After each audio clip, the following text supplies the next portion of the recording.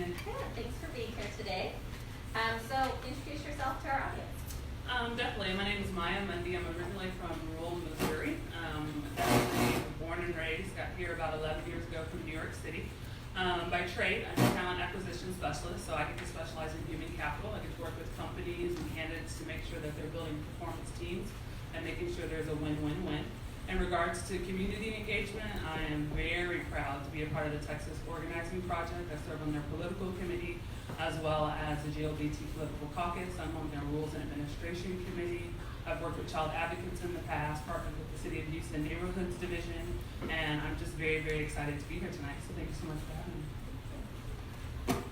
In what ways have you shown support and been involved in the fight for expanded reproductive health care access in Texas? And the follow-up to that is, how have these issues impacted you personally, and what experiences have shaped your perspective that you have today? So in regards to involvement, I've had the opportunity since living in Houston, where first and foremost, post the Trump administration inauguration, I did march with Women March On. That was definitely a call where it was like you were getting up and you were getting out. The attack is near and you must respond. Other regards, I've gotten to partner with the ACLU and work with other organizations that inclusively kind of involve women's reproductive and agency when it comes to healthcare.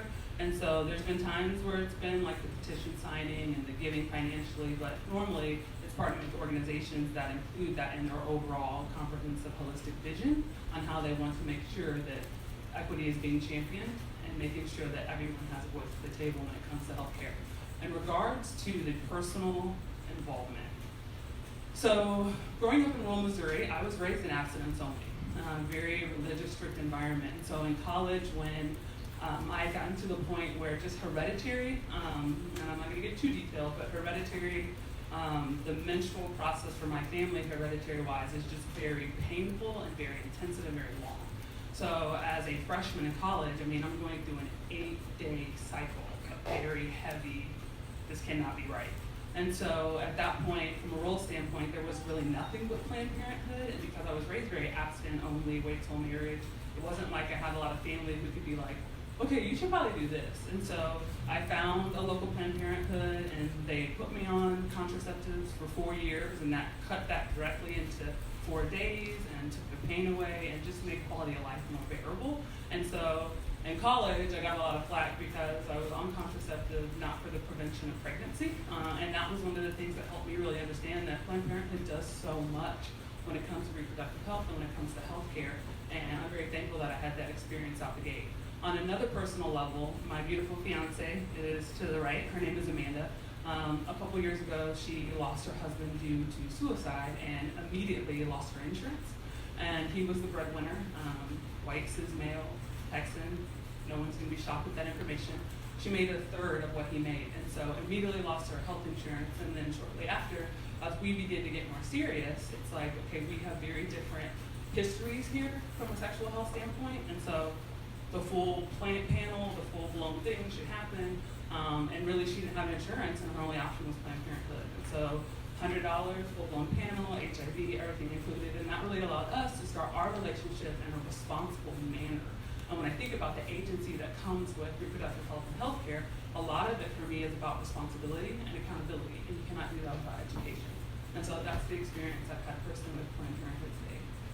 Thank you so much for sharing that powerful story. We really appreciate you, sharing all of that. We appreciate all of our candidates today for being here and sharing their personal stories.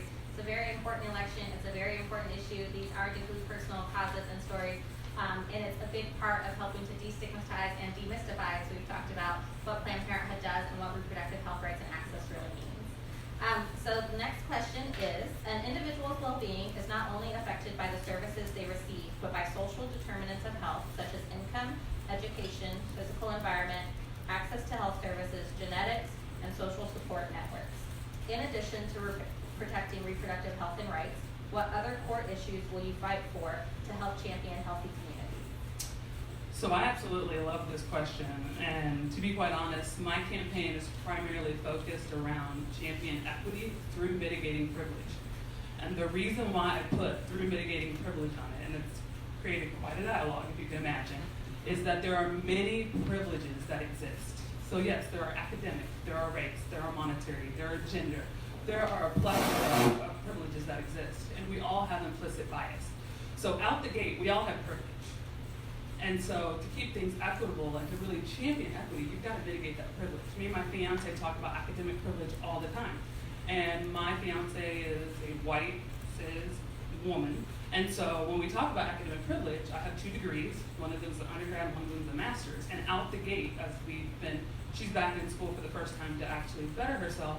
But as she has begun to transition within her career, we talk about academic privilege to where because there's no degree, there's tons of opportunities that don't even are an option. Forget her 20 years of management experience, her 20 years of running a insurance office, forget the 20 years of leadership across multiple industries. And there's companies like Google and Amazon who are pushing at this and are getting rid of that standard, but that is academic privilege. At the end of the day, the fact that you have a degree and a higher degree gives you an advantage over X.